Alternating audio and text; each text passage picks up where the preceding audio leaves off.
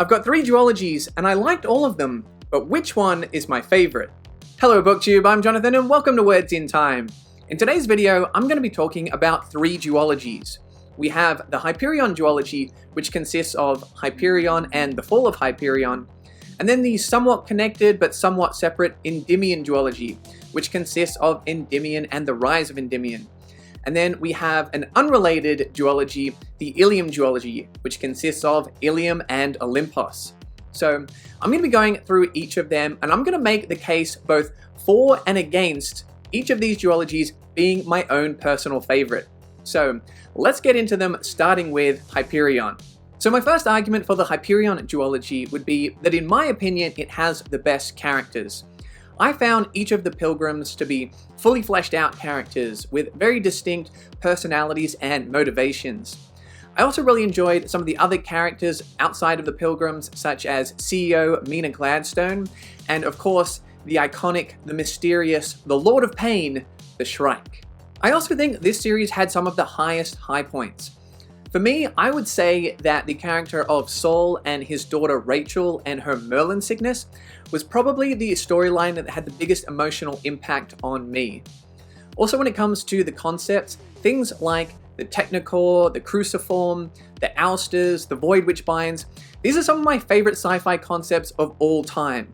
And they're not just imaginative ideas, they're ideas that led to some really engaging storylines. And we also have in this duology some really epic moments, some twists and turns, some big events that we build up to, some big reveals that get dropped on us, which for me just landed really, really well. I also found it to be a really diverse reading experience. In just 2 books, we get introduced to quite a large amount of locations, characters, concepts, and technologies, and due to the nature, especially of the first book, Hyperion, we get quite a large range of genres and subgenres. So within the different tales of the pilgrims, we have space opera, cyberpunk, horror. No matter what kind of background in reading that you have or what genres that you enjoy, there's going to be something, I think, in Hyperion that's going to land for you. And so it's hard to get bored when Dan Simmons is just throwing so much at you. There's so many different flavors to enjoy on just a single sci-fi plate. So if I was going to make the case against the Hyperion duology, I would say that the plot progression in the present timeline is a little bit slow, because in the first book we have a lot of flashbacks as told by each of the different pilgrims. And so if you like that Canterbury Tales style format and you enjoy those flashbacks, that might not be too much of an issue. But if you want a bit more plot progression in the present timeline, you do have to wait until the second book. And then even in the second book, The Fall of Hyperion, you get introduced to a new character, a new narrative structure, and so it's really only partway into book 2 did I feel like things really started to kick off. The next thing that I would say is that a few things are left a little bit unclear. We do get to the end of the book and you might have a feeling of, wait, what exactly just happened? Or, wait, did we ever find out the answer to that thing? And the answer to that might be no. And I can be fairly forgiving of this though, because it is the first duology, the first 2 books in a 4-book series. So I think there's a little bit of wiggle room that we can allow the author there. But if you're someone that wants to find out the answers to things, then you might be left with a little bit of an itch that you still want to scratch. And finally, there are quite a lot of references to John Keats. A friend of mine read book 1, Hyperion, and said it felt like a love letter to John Keats. And I said, well, book 2, The Fall of Hyperion, has about 3 times as many references to John Keats. Now, as someone myself that is not super familiar with John Keats, I actually enjoyed it. I grew to like it and really ended up liking some of those references and that storyline. But I could see the argument for someone thinking that that was a little bit too much and that time could have been spent focusing elsewhere. Moving on to the case for the Endymion duology, I would say that it had the best fellowship. I would say that individually, the characters in Hyperion I found to be more engaging than each of the individual characters in Endymion. But when it came to the characters of Rawl, Aeneas, and Aebetic, I really enjoyed the friendship and camaraderie that formed between them as they went across this world-hopping adventure. Next, I would say that Father Captain de Sawyer is the best antagonist in any of these books. As he pursues our group, as he tries to capture Aeneas, what I think he really captures is my attention in every scene that he's in. I think he's an absolute scene stealer, And that's because I found him to be just such a rich, complex, and engaging character. I also think these books had a rather clear message. So regardless of how it got there, whether it was the best storyline with the best characters, I think it had some really well-defined themes that it wanted to explore and a clear message that it wanted to convey. When I think about these books, I still have a strong sense, a strong feeling of what they were supposed to be about. I also think it has the best fight scene. There is a scene in Endymion which I found to be just so exciting, so enthralling, that it might not just be the best fight scene that I've read out of these 6 books, it might be my favorite fight scene of all time. So if I were to make the case against Endymion, I would say that, for me, the pacing across the 2 books slows down rather than speeding up. So I mentioned that in Hyperion I wanted a little bit more progression in the present timeline.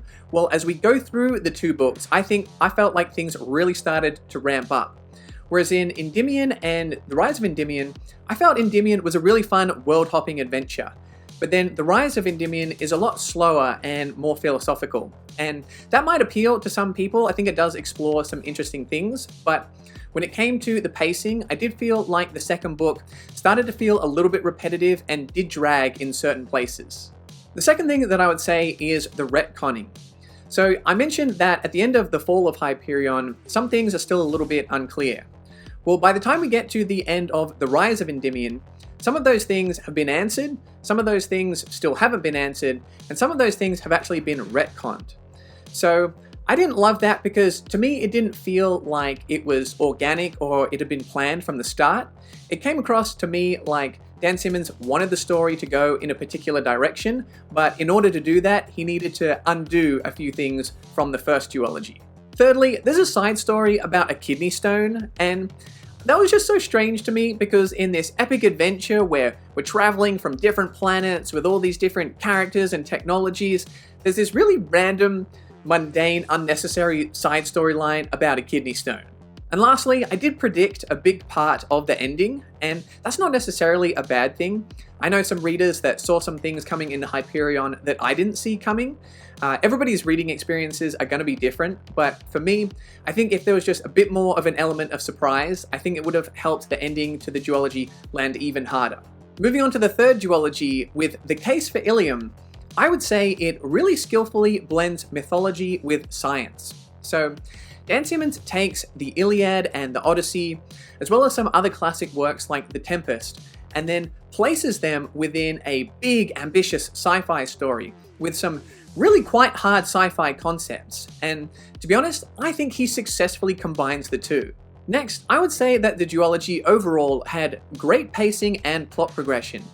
It did take me a little while to get into it, but once it got going, I found that the chapters were really short, the story was always moving along, and there were quite a number of great reveals and moments which just got me really hyped and excited to see what would happen next. A lot of fire emojis going off in my head.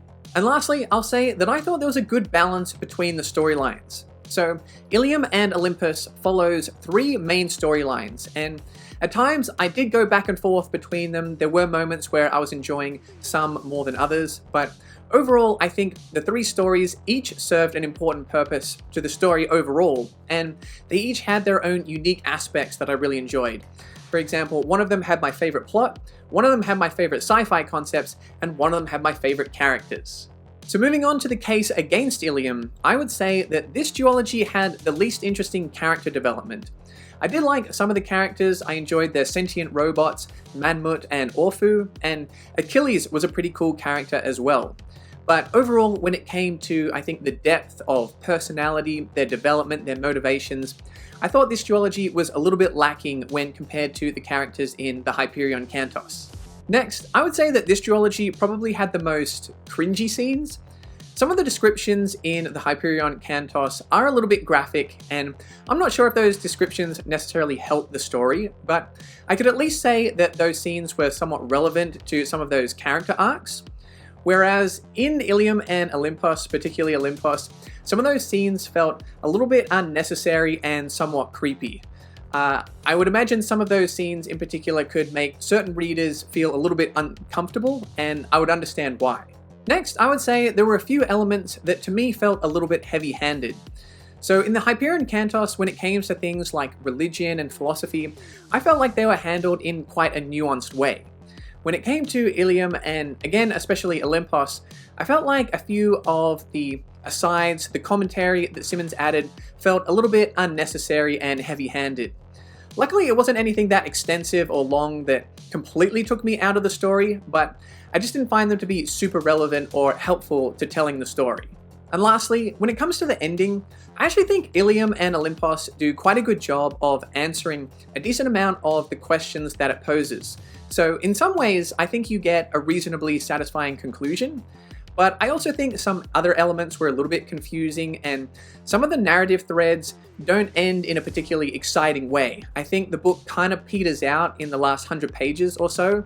So there were a few things that I was excited to get to the end of, and it just didn't quite go out with a bang.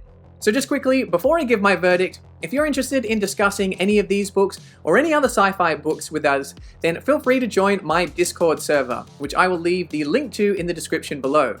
And if you're really enjoying the content and you're interested in learning some of the benefits of becoming a patron, such as voting on my TBR or joining video hangouts, then check out the link to my Patreon, and you can become one of my robots, my androids, or cyborgs like Nima. So what is my verdict? Well, one way to decide would be just to add up my scores for each of the books. So I gave Hyperion an 8 out of 10, and The Fall of Hyperion a 10 out of 10. I gave Endymion a 9.5 out of 10, and I gave The Rise of Endymion an 8 out of 10. Side note, in my original review I gave Endymion a 9. I docked half a point for something that I accidentally thought was in Endymion, but it was actually in The Rise of Endymion, so it gets that half a point back. And lastly, I gave Ilium a 9 out of 10 and Olympos an 8 out of 10.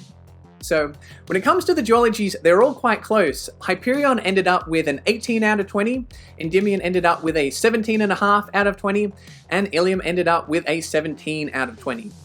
So do I think that is a fair way to compare the duologies?